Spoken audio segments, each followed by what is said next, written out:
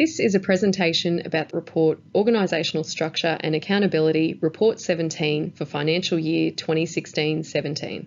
Please note this is a summary of the report to Parliament. The full report can be read on our website. The Queensland Audit Office conducted a performance audit to assess whether the structure within Queensland Government departments supports the achievement of individual agency strategic objectives as well as government priorities, and whether there is clear accountability for delivering these objectives. We conducted a high-level review of the strategic plans and organisational structures of 18 Queensland Government departments. We selected 3 out of the 18 departments to assess their strategic planning process and structure in greater detail.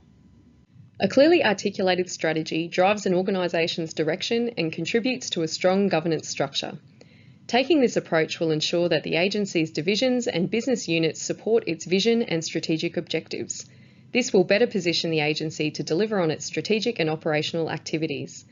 Senior management should regularly monitor and revise its agency strategy and adjust the structure accordingly. Neither the strategy nor structure should remain static. Instead, they should be responsive to changes in the external environment. Clearly communicating an agency's strategy to its employees helps staff to know what they need to deliver and how they contribute to the organisation's strategic direction. Clear lines of accountability and well-defined performance measures and targets hold staff accountable to deliver on strategic and operational objectives. Our audit concluded that departmental structures supported the achievement of their strategic objectives and primary purpose, while referencing Queensland Government objectives in their strategic plans. However, departments did not outline in their strategic plans how they would contribute towards government objectives or align these to their departmental strategic objectives. Key responsibilities and accountabilities are outlined in position descriptions and performance criteria. However, accountability for strategic and operational objectives was not clearly articulated or aligned to strategic objectives. The departments assessed in detail considered staff capability and capacity when designing structure, but only one department calculated and reviewed staffing ratios. We assessed departmental strategic plans against the Department of the Premier and Cabinet's agency planning requirements.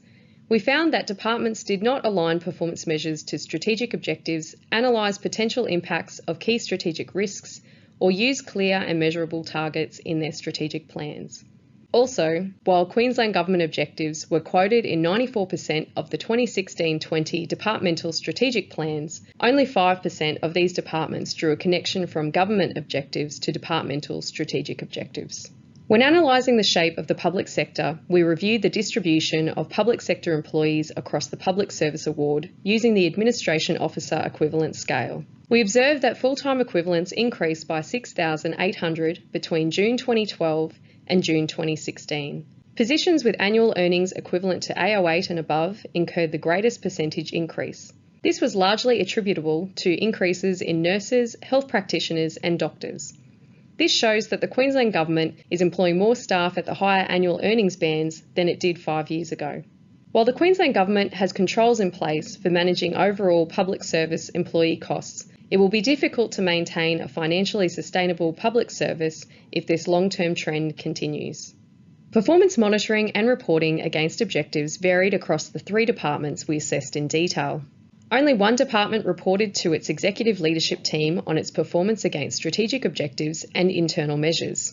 However, a branch unit in the same department did not clearly align its operational plan to the department's strategic performance measures.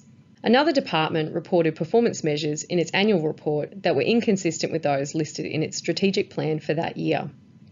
Key role responsibilities and accountabilities for individual officers were outlined in position descriptions and performance agreements, but these did not demonstrate an explicit link back to departmental strategic or operational objectives. This makes it difficult for management to hold employees accountable and lowers the potential for successful delivery of objectives. We made 6 recommendations in our report, 2 recommendations for the Public Service Commission and 4 for departments.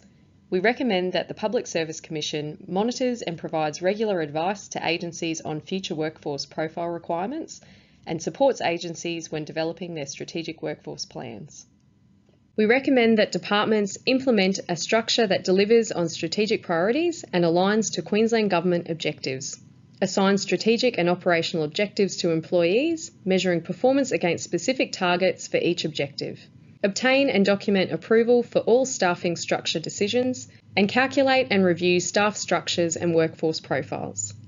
Thank you for listening. We trust this presentation has been of value.